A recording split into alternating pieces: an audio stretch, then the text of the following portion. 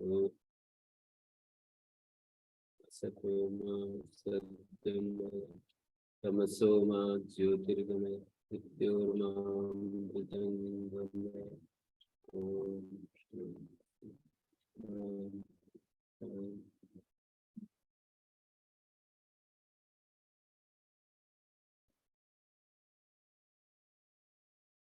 विदुर नीति कक्षा 28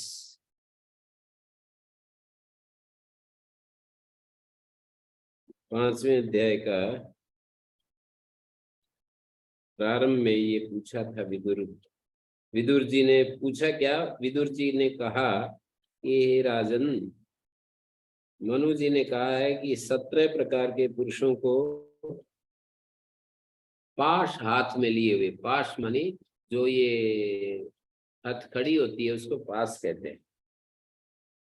पाश हाथ में लिए हुए यमराज के दूत नरक में ले जाते हैं इन 17 लोगों को। कौन कौन से 17 लोग हैं वो यहाँ पर गिना दिए हैं, बहुत सारे। ये 17 लोगों को यमराज के दूत ले जाते हैं पकड़ करके। तो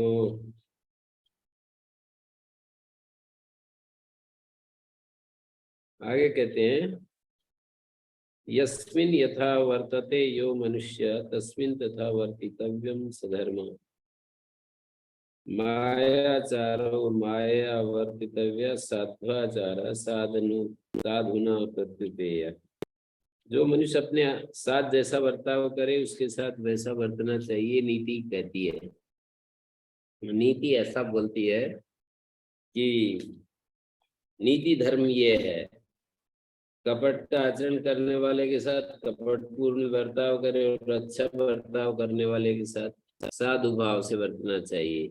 जरा रूपम हरति धैर्य माशा मृत्यु प्राणान धर्मचर्याम असूया कामो ह्रियम वृत्तमनार्य सेवा क्रोधा श्रियम सर्वमेवाभिमाना। जरा रूप का अपहरण कर लेती है। बुढ़ापा जो है रूप को नष्ट कर देता है। जरा रूपम हरति, बुढ़ापा रूप का हरण कर लेता है। धैर्य आशा, और जो आशा है वो धैर्य को तोड़ डालती है।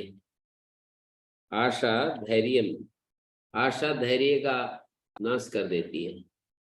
और मृत्यु प्राणान धर्मचर्या असूया, मृत्यु प्राणों का नाश कर देती है।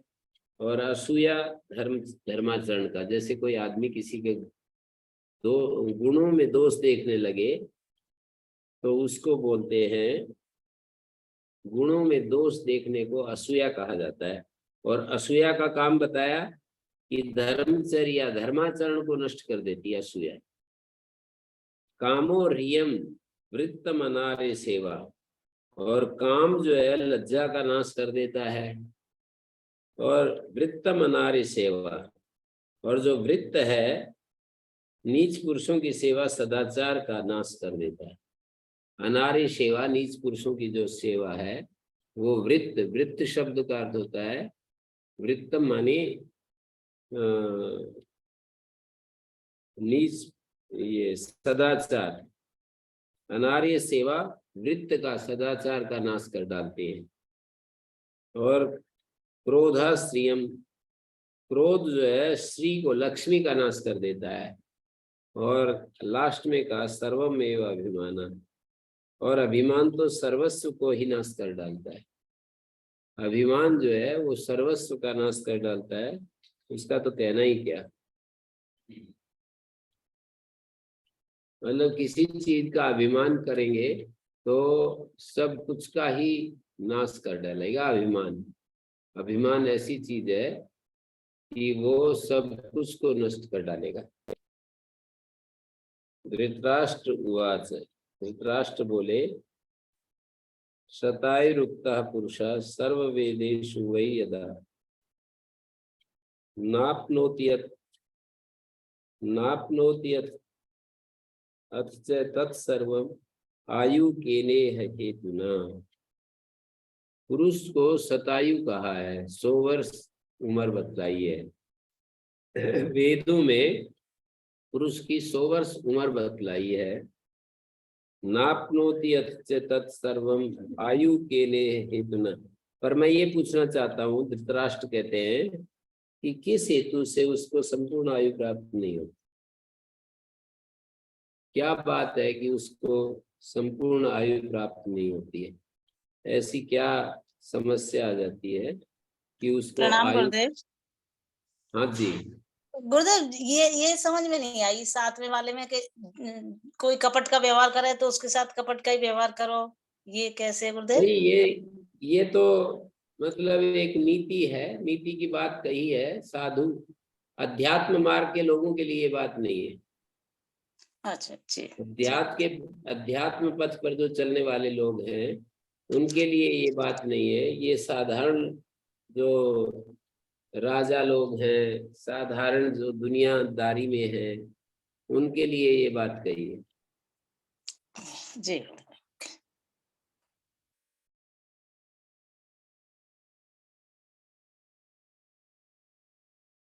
तो वहां तो सरलता, सत्यता, निष्कपटता, ये सब चीजों को महत्व दिया गया है। जो अध्यात्म के पथ पर आगे बढ़ना चाहते हैं, भगवान के रास्ते पर, मुक्ति के रास्ते पर, जीवन मुक्त होना चाहते हैं, ऐसा कहना चाहिए, उनके लिए ये नीति वचन ठीक नहीं है। दुनियादारी में रचे पचे लोगों की बात है ये। तो इन्होंने कहा कि ये शतायु पुरुष को बताया है, तो किस हेतु से उस संपूर्ण आयु को प्राप्त नहीं कर पाता? क्या हेतु है इसमें? क्या बीच में रुकावट आ जाती है कि वो जो है संपूर्ण आयु को प्राप्त नहीं कर पाता है? तो विदुर जी कहते हैं, सुनो। अतिमानोतिवादश्च तथा त्यागो नराधिप क्रोधश्चात्म विधित्सा च मित्र द्रोहश्च तानि षट्। वो बता रहे हैं कि अतिमान, अतिवाद, आपका भला हो राजन, भला हो। विदुर जी कहते हैं धृतराष्ट्र को कि राजन आपका भला हो। ये किस हेतु से आयु जो है क्षीण हो जाती है उसको बता रहे हैं। जो अत्यंत अभिमान जो होता है, अत्यंत अभिमान आयु को क्षीण कर देता है। अतिवाद, और अधिक बोलना भी आयु को नष्ट कर देता है।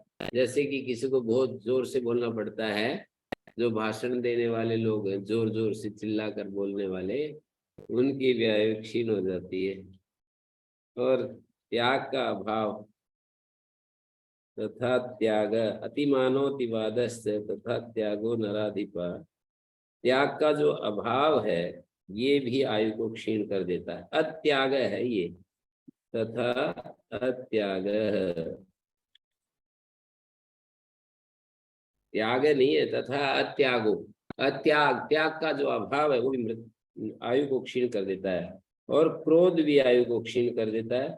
आत्मविधि, सामान्य अपना ही पेट पालने की जो चिंता है, ये भी आयु को क्षीण कर डालता है।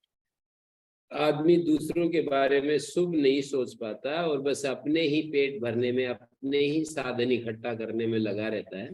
तो ये बात भी आयु को क्षीण कर देती है। मित्र द्रोहश्च तानि षट्, और मित्र से द्रोह करना, मित्र से द्रोह करना ये भी आयु का नाश करने वाली चीज है। एते असयस तीक्ष्णा, ये तेज धार की तलवार है ये चीजें, जो 6 चीजें गिनाई ना। एते असयस तीक्ष्णा, तीक्ष्ण असी की तरह है, तलवार की तरह है। कृंतन्ति आयुंसि देहि नाम, जो मनुष्यों की आयु को काट डालती है ये तलवार। कृंतन्ति आयुंसि देहि नाम एतानि मानवान घ्नन्ति न मृत्युर्भद्रमस्तु ते। इन मनुष्यों को ये नष्ट करती है। एतान मानवान घ्नन्ति न मृत्युर्भद्रम अस्तु ते। ये 6 चीजें, एतानी मानवान हंति घ्नन्ति, 6 चीजें मनुष्यों को मार डालती हैं। न मृत्युर्भद्रम अस्तु ते, मृत्यु नहीं मारती, ये 6 चीजें मारती हैं, ऐसे बता दिया। मृत्यु मनुष्यों को नहीं मारती, ये 6 चीजें जो है मार डालती हैं। विश्वस्तस्येति यो दारान् यश्चापि गुरुतल्पगा वृषलीपतिर्यो यस्य पानपश्चैव भारत आदेशकृत वृत्तिहन्ता द्विजानां प्रेषकश्च य शरणागतः चैव सर्वे ब्रह्महया समा ब्रह्मणा समा एतैः समेत्य कर्तव्यम प्रायश्चित्तमिति श्रुति। वो कहते हैं कि हे भारत, धृतराष्ट्र को कह रहे हैं, विश्वस्तस्येते यो विश्वस्तस्येति योदारा, जो विश्वसनीय व्यक्ति की स्त्रियों से गलत संबंध रखता है, यश्चापि गुरुकल्पगा, और जो गुरु स्त्रीगामी है, वृषलीपति और ब्राह्मण होकर शूद्र की स्त्री से संबंध रखता है, यस्य पानपश्चैव भारत, और जो शराब पीता है, आदेशकृत वृत्तिहंता, और आदेशकृत दूसरों पर हुक्म चलाने वाला है, वृत्तिहंता दूसरों की जीविका नष्ट करने वाला है, द्विजानाम प्रेषकश्च, ब्राह्मणों को सेवा कार्य के लिए इधर उधर भेजने वाला है, शरणागत हंता, और शरण में आए की हिंसा करने वाला है, सर्वे ब्रह्महणा समा, ये ब्रह्म हत्यारे के समान है, सारे के सारे, सर्वे ब्रह्महणा समा, ये सब के सब ब्रह्म हत्यारे की तरह है, इनका संग हो जाने पर प्रायश्चित करें। एतैः समेत्य कर्तव्यम प्रायश्चित्तमिति श्रुति। श्रुति ये कहती है कि इनके संपर्क में आने पर व्यक्ति को प्रायश्चित करना चाहिए।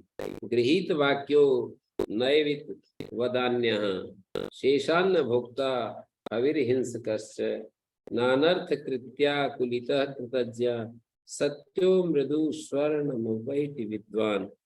बड़ों की आज्ञा मानने वाला, गृहीत वाक्य, जो बड़े लोग हैं उनकी बात सुनने वाला, नैवित नीतिज्ञ, वदान्य दाता।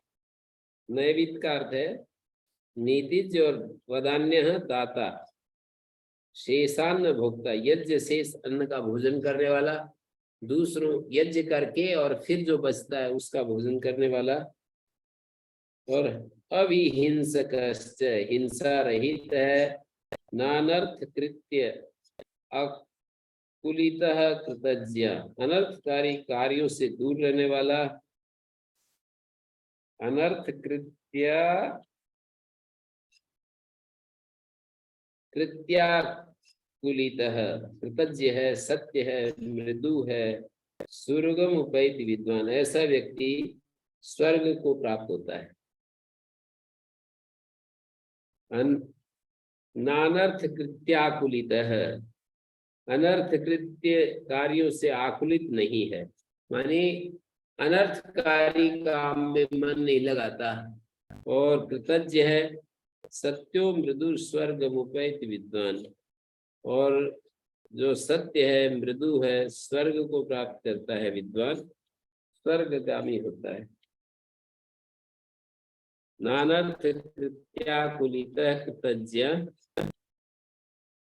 अनर्थकारी कार्यों से दूर रहने वाला, कृतज्ञ, सत्यवादी, कोमल स्वभाव वाला विद्वान स्वर्गगामी होता है, स्वर्गम उपैति विद्वान। सुलभा पुरुषा राजन सततम प्रियवादिना, वो धृतराष्ट्र को समझा रहे हैं कि हे राजन, सतत प्रिय बोलने वाले लोग तो बहुत हैं। सततम प्रियवादिना, प्रियवादी अच्छा, मतलब मीठी मीठी बात करने वाले लोग दुनिया में बहुत मिलेंगे। अप्रिय से तो पथ्य से, लेकिन सुनने में तो अप्रिय हो लेकिन हमारे लिए बहुत ही लाभकारी हो, ऐसी बात कहने वाले लोग बहुत कम होते हैं। अप्रिय से तो पथ्य से, अप्रिय हो पर अच्छी हो, जैसे कड़वी दवा हो पर बुखार का नाश करे तो वो तो अच्छी मानी जाएगी।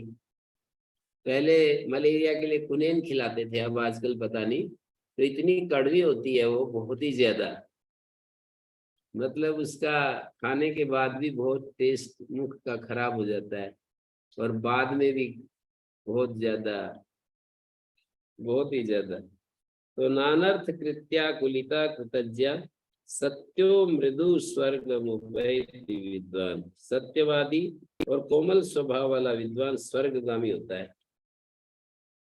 मृदु मानी कोमल स्वभाव। और ये बतला दिया मैंने, सुलभा पुरुषा राजन, मतलब हे राजन, अच्छी बात करने वाले बहुत लोग मिलेंगे, मीठी मीठी बात करने वाले, पर अप्रिय पथ्य बात को कहने वाले, सुनने वाले भी दुर्लभ है, कहने वाले भी, वक्ता श्रोता से दुर्लभ। उन बातों को कहने वाले भी दुर्लभ, सुनने वाले भी दुर्लभ। यो ही धर्मम समासिद्ध्ये हित्वा भर्तु प्रिया प्रिय अप्रियाण्या अपथ्यानि तेन राजा सहायवान। जो धर्म का आश्रय लेकर और स्वामी को प्रिय लगेगा या अप्रिय, इसका विचार छोड़कर अप्रिय होने पर भी हित की बात कहता है, उसी से राजा को सही सहायता मिलती है। अप्रियाण्या पथ्यानि, अप्रिय बात राजा को बताए पर पथ्य हो तो तेन राजा सहायवान, राजा उसकी बात से ही सहाय वाला होता है। यो ही धर्मम समासिद्ध्ये, जो धर्म का आश्रय लेकर हित्वा भर्तु प्रिया प्रिय, स्वामी को जो प्रिय लगेगा या अप्रिय लगेगा इसका विचार छोड़कर अप्रिय होने पर भी हित की बात कहेगा। भर्तु प्रिया प्रिय हित्वा, स्वामी को अच्छा लगेगा या नहीं लगेगा इस बात की चिंता हटा करके जो सही बात कहता रहता है, गलत वो अप्रिय होते हुए भी सही बात कहता है, ऐसा जो सेवक है, तेन राजा, इस सेवक से ही राजा वास्तव में सच्चा सहाय वाला होता है। त्यजेत कुलार्थम पुरुषम ग्रामस्यार्थे कुलम त्यजेत। कहते हैं कुल के लिए तो आदमी को एक आदमी,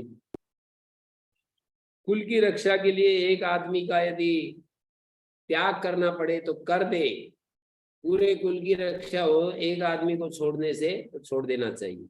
ग्रामस्यार्थे कुलम त्यजेत, यदि ग्राम की रक्षा हो कुल को छोड़ देने से तो ग्राम को छोड़ देना चाहिए।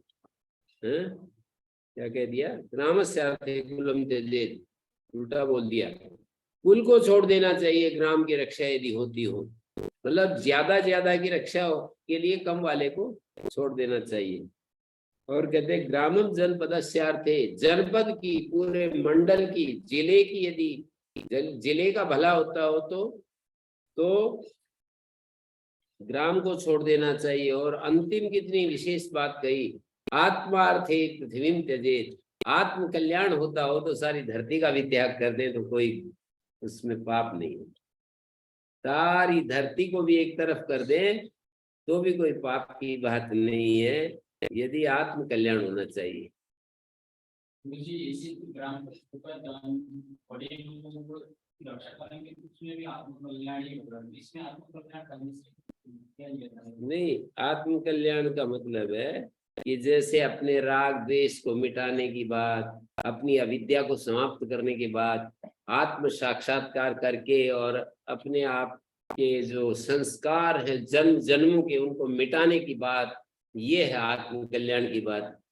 और जैसे दूसरों के लिए हम अच्छा करते हैं वो एक दिशा है जीवन की, मानी हम ग्राम के लिए कुछ अच्छी बात कर रहे हो, कोई आदमी खूब पैसा कमाए और गांव में बहुत सारे उपयोगी काम करवा दे, तो कह रहे हैं कि एक कुल के भले से ये ज्यादा बड़ी चीज है। और पूरे जनपद का भला होता हो तो एक गांव से वो बड़ी चीज है। और पृथ्वी, सारी पृथ्वी को भी आत्म कल्याण के लिए, आत्म कल्याण का मतलब यहाँ पर ये नहीं है कि अच्छे काम करना, अच्छे काम तो करता ही है आत्म कल्याण करने वाला, पर उसका अर्थ ये है कि आदमी को ऐसा भ्रांति रहती है कि मैं अच्छा काम करूंगा, जीवन मेरा कुछ भी रहे, मतलब ऐसा सोचे नहीं पर उधर ध्यान न देना, यही परेशानी होती है। काम तो अच्छे करता रहता है पर अपने जीवन की तरफ ध्यान नहीं देता, तो फिर कह रहे हैं कि ये बेहोशी का जीवन है। काम थोड़े हो या ज्यादा हो अलग बात है, अपनी बेहोशी को जो मिटाने में लगा हुआ है, अपने भीतर जो सजग जीवन जी रहा है, वो बहुत बड़ी बात होती है। माने सजग जीवन जीना, जीवन मुक्त होकर के जीना और अपनी अज्ञान को मिटाने के लिए कोशिश करना, ये एक जीवन की एक दिशा है। और नौकरी आदि प्राप्त करके अपने बाल बच्चे पालना, ये एक दूसरी दिशा है जीवन की। आपदर्थे धनम रक्षे दारान रक्षे धनैरपि। कहते आपत्ति के लिए व्यक्ति को धन की नीति वाक्य है ये, कि भी आपत्ति के लिए धन की रक्षा करे, धन के द्वारा भी स्त्री की रक्षा करे। दारान रक्षे धनैरपि आत्मानं सततं रक्षेत दारैरपि धनैरपि। और आत्मानं सत्यम रक्षेत, अपनी आत्मा की सदा रक्षा करे। दारा से, स्त्री से भी अधिक बढ़ करके अपना आत्मा है, और धन से भी बढ़कर अपना आत्मा है, ये कह रहे हैं।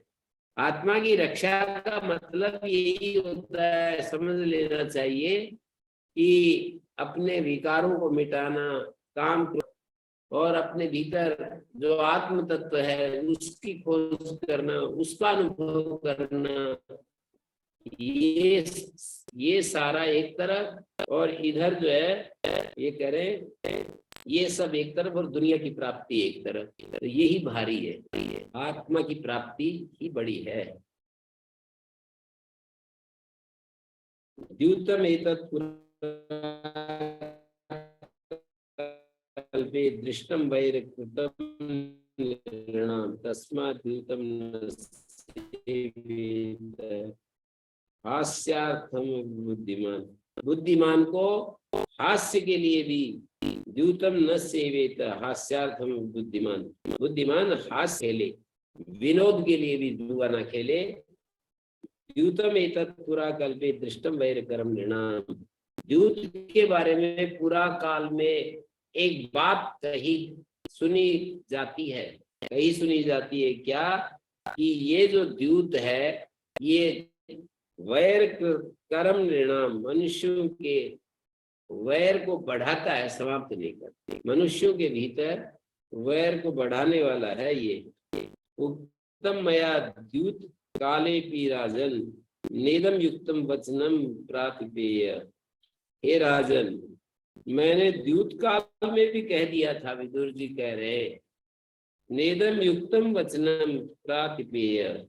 ये प्रतीप नंदन इनके प्रतीप नाम था पिता का। नेदम युक्तम वचनम प्रातिपेय तदौषधम पथ्यमिव आतुरस्य। तदौषधम पथ्यमिव आतुरस्य। रोगी को जैसे दवा और पथ्य नहीं अच्छे लगते, तदौषधम पथ्यमिव आतुरस्य न रोचते तव चित्रवीर्य। उसी तरह मेरी ये बात भी आपको अच्छी नहीं लगेगी।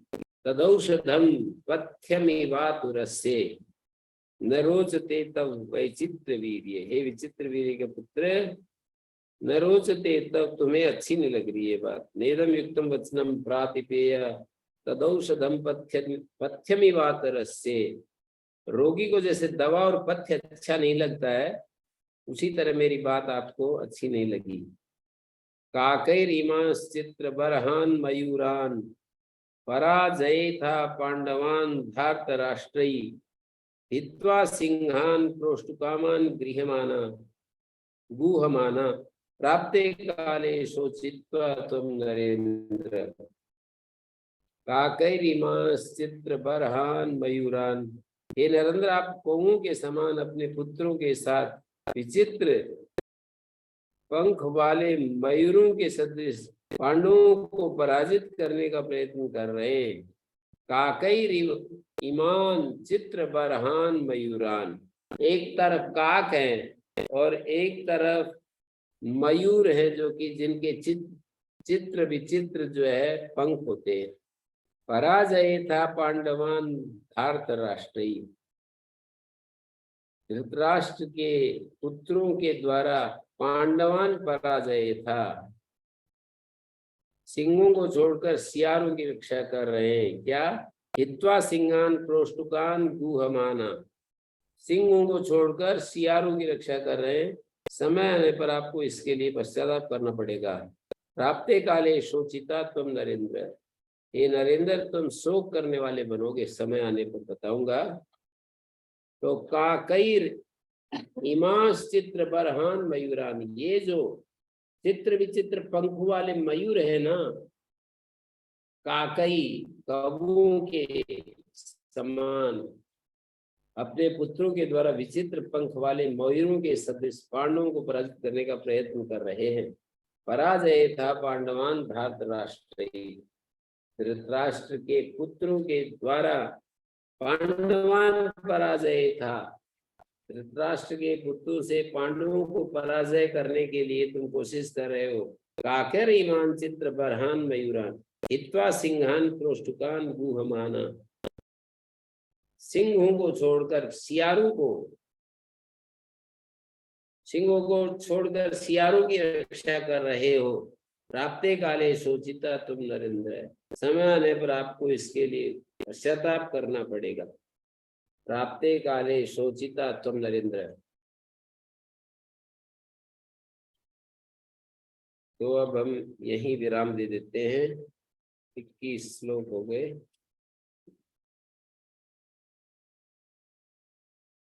ओम शांति शांति शांति।